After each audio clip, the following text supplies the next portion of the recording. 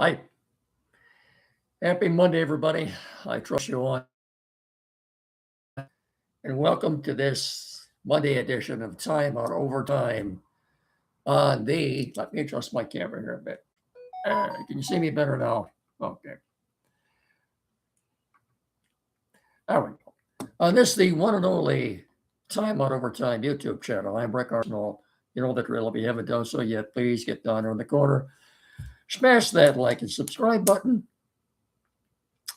I can't thank you enough.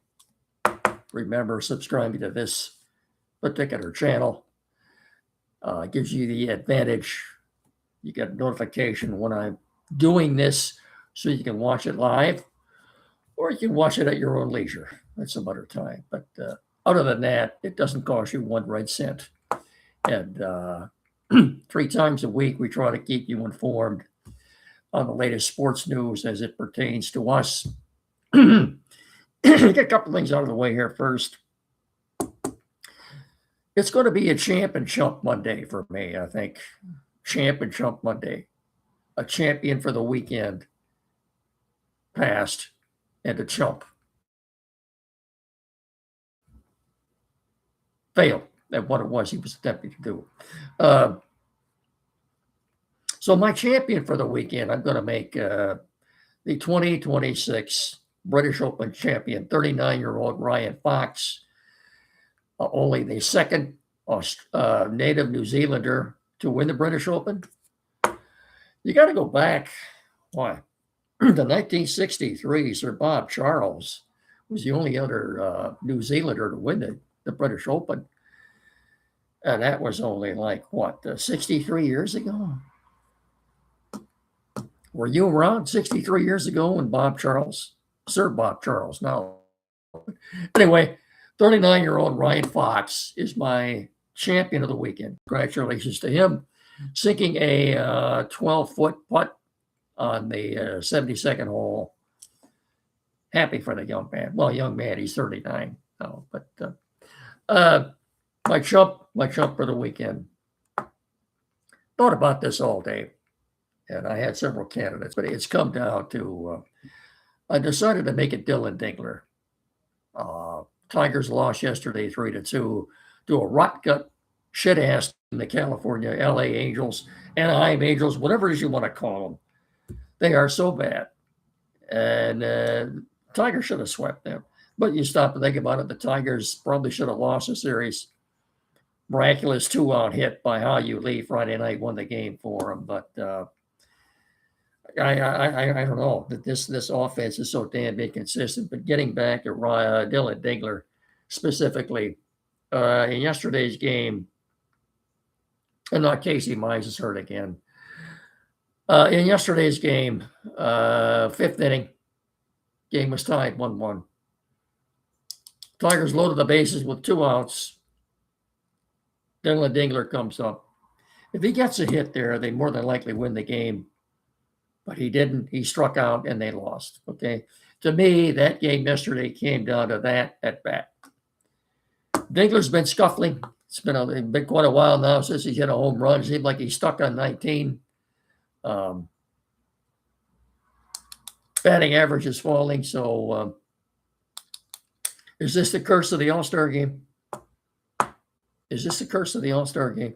Because you remember the Tigers had 3 players in the starting lineup for the All-Star game last year. It took a second half dip after that. Maybe this is the curse of the All-Star game. But Dylan Dingler is my chump of the weekend. Okay, Tigers are in Wrigley 3-night games tonight, tomorrow, and Wednesday. Jack Flaherty, Robert Valdez, and Carter Montero. Flaherty's been pretty good his last few times out. Look, the Tigers went 2-1 in Anaheim. They cut a Wrigley here and go 1-2. They've accomplished nothing. It's 3-3, and they're back where they started. 8 games under 500.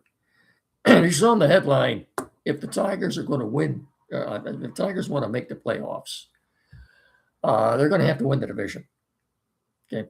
Right now, there are 3 teams ahead of them. White Sox, Guardians, and Twins. They're not going to get it as a wild card. That's not happening. Given what the Red Sox have done now, having won 13 in a row, and they haven't done that since 1948. 1948. It was last year the Cleveland Indians won the World Series. That's the longest championship drought in professional sports. The longest championship drought in professional sports. You got to go back to 1948. The Cleveland Indians defeated the Boston Braves in the 1948 World Series. 78 years ago. 78 years. Wow. Cleveland, well, now the Guardians haven't.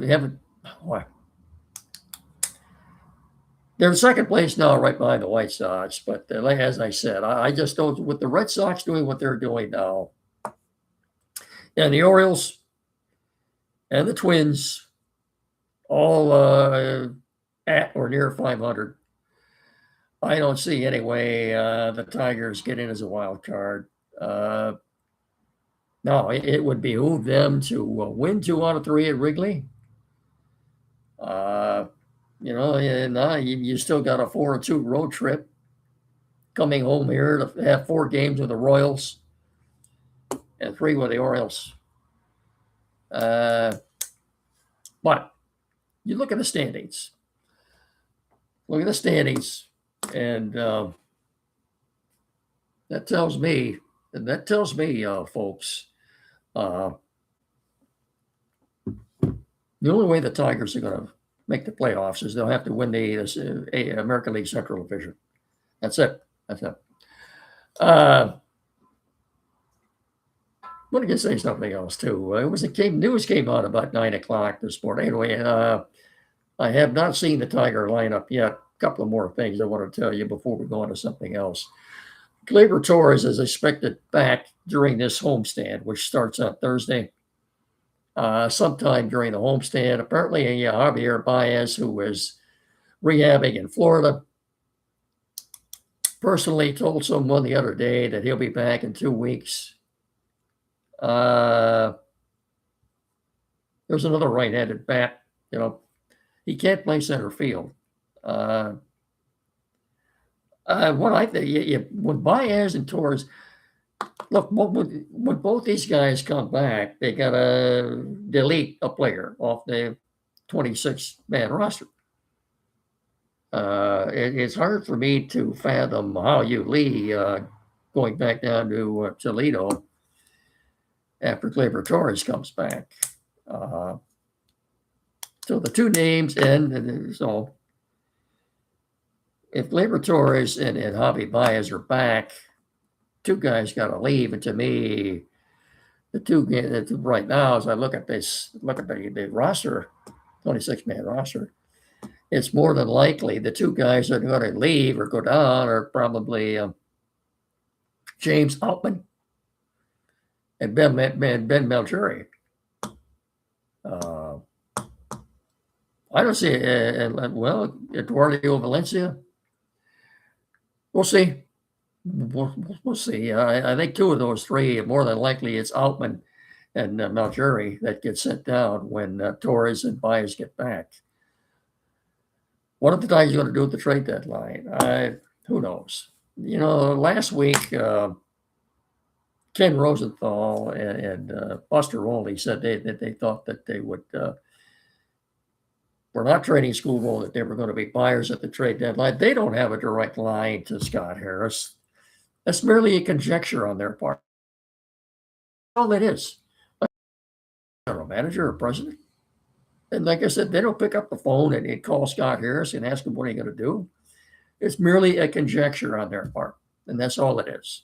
I don't know. If you ask me right now what they're going to do, I don't know. And I don't think Scott Harris does either. Okay. Nothing new to report on the Dylan Larkin situation with the Red Wings. Does that surprise anybody since they don't have a general manager right now? Anyway, one more thing before we go to a commercial. News came out about 9 o'clock this morning that Michigan Athletic Director Ward Manuel will be stepping down on December 31st at the end of this calendar year. It's my understanding they're already searching for his replacement. I'm not sure if this was reached by mutual agreement or what, but December 31st, Ward Manuel stepping down as University of Michigan athletic director. And the Wolverines will be hitting the field here in the next couple of weeks. Lions, next Sunday, training camp opens. Rookies will be in first, but we'll get to that in a second. Commercials. This is where I do a testimonial. I have no script to read, okay? And listen, my camera here. Get up there, camera. Get up there. And what I have to do is a testimonial. I won't read from a prepared script. Finish Line Family Restaurant on Carlton Road in Hillsdale. The best sit-down restaurant in our area. They've been proudly serving our community now for the better part of more than 40 years, 4 decades. Nobody does it better. This is the best sit-down family restaurant in our area for good reason. Where do you want to start? Hours of operation, 6 a.m. to 3 p.m. daily. They are open until 8 through Labor Day on Thursday and Friday night. Friday, all you can eat fish. Thursday, a classic car drive-in. A lot of new menu items. It's all good. Award-winning breakfast served all day. Fast, friendly service, great family atmosphere, reasonably priced. You can't ask for anything more than a sit-down restaurant. And the Finish Line Family Restaurant on Carlton Road in Hillsdale, across from Merrill Soup Printing. Everybody knows where the Finish Line is. Okay? I can promise you, when you fuel up from food at the Finish Line, you're always going to finish first. And once you've paid your bill and you're headed out that door, you'll feel fully satisfied, both mentally and physically. You'll have a big smile on your face. So I better see you all here. Okay? All right. We're also brought forward by Barrett Insurance. Seniors, have you got your playbook ready for Medicare? Do you? Don't let healthcare costs smidge you. We're calling it audible with Joe Rudin at Barrett Insurance to help you navigate Medicare and health insurance. So whether you're aging into Medicare, you're in a special enrollment period, or you're losing other coverage, my neck itches. Joe's got the stats and the know-how to help you score the best coverage for your needs. Plus, you get a game plan for retirement healthcare costs, okay? Now, what about businesses? Businesses don't get sacked. Joe's got group health coverage options for you, too.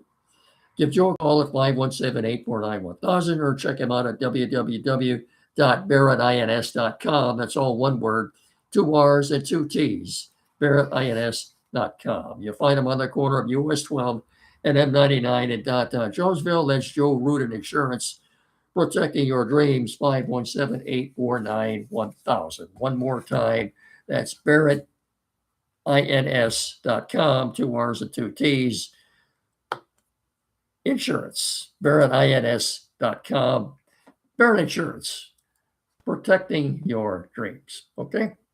And of course, Quality PC in downtown Hillsdale at 37 Walrus Street, 517-610-5372.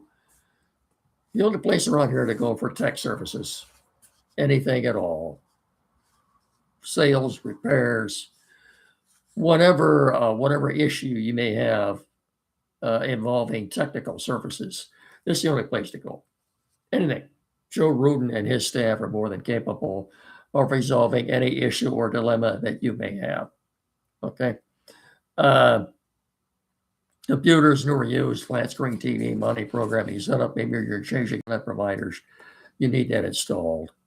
Printers, new or used, anything at all. Just get in there and see the good folks at Quality PC in downtown Hillsdale.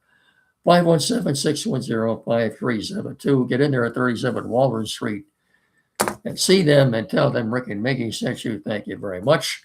As I said, Lions rookies will be in on Sunday. They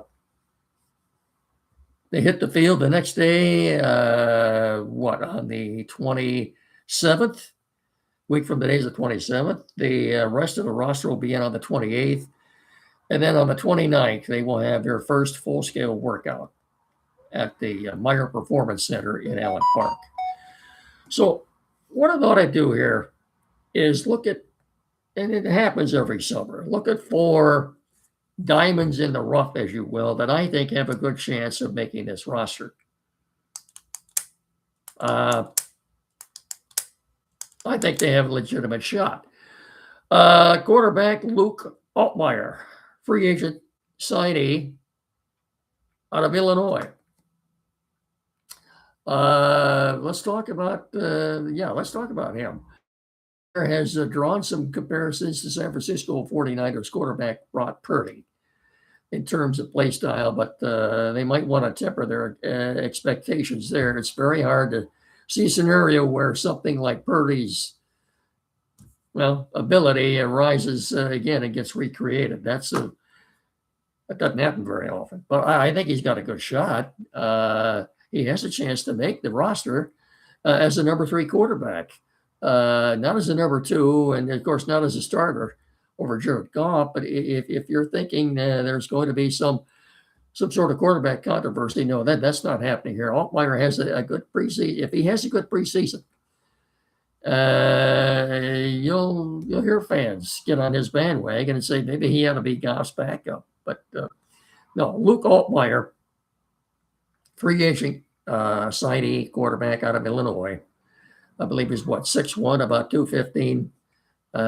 He's got a shot to make this 53-man roster, provided he looks impressive in the preseason and has a good camp. I think he does have a legitimate shot. What he does or doesn't do in the preseason, I think, will determine whether the Lions keep 3 quarterbacks or not. Remember that name, Luke Altmyer. Okay. The second would be edge rusher Anthony Lucas, another free agent signee, played last year at Southern Cal. 6'6", goes about 260. Well, maybe more closer to 6'5", but he's got a good shot again at making the 53-man roster. I'm surprised he wasn't taken in the 6th or 7th round of the draft. I really am. Lions got lucky that he was still there and they could sign him as a free agent. He's athletic. He's got the body size. He's big. He's long. He's got a wide wingspan. He's the kind of guy who envelops players when he tackles them and wraps them up. Gets his arm around them. They're going down. The issue with Lucas in college, the issue was consistency. There were stretches where you wondered if he could put it all together. Sometimes he'd be good at stopping the run, but struggle as a pass rusher. And then other times it'd be just the opposite. So we'll see. Remember that name. Anthony Lucas, edge rusher out of Southern Cal. I think he could be a darling at training camp. Linebacker Eric Hunter out of Morgan State. Good size. What does he go about 6'2", 225? He's a do-all type of linebacker. He can play the weak side role or maybe even keep an eye on him. Okay, I'm going to be watching and then see what he does in training camp at preseason. Can't wait to see this guy. The fourth then would be cornerback Nick Whiteside. You saw him a little bit last year. He had a very good game in the nationally televised game against Tampa. He logged 40 snaps in that game. Okay, and played well. Then saw just 11 snaps the rest of the season. That's one thing I don't understand. He played 40 snaps against Tampa, kind of made a name for himself on national TV, and then you didn't hear any more about him after that. I don't get it. Anyway, now he's back, and with Terrion Arnold gone, he's got a good shot. Okay, this quarterback room is wide open. Nick Whiteside. I think right now on the depth chart, the 2 corners are probably J.D. Reed and Rock Ya-Sin. I think Nick Whiteside. Believe me, folks, I think he's got a good shot at making the starting lineup against New Orleans on September the 13th. Or really do. Nick Whiteside at corner. Yeah, Lion fans are already interested in seeing if he can pull it off. We'll see what happens. Competition's going to be rough. A lot of competition at quarterback. CB. Now that Arnold is gone. So keep those 4 players in mind. Luke Altmaier. Where's the voice going here? Luke Altmaier, Anthony Lucas, Eric Hunter, and Nick Whiteside. All 4 of those. In fact, I'll go on a limb and say all 4 of those guys could make the team.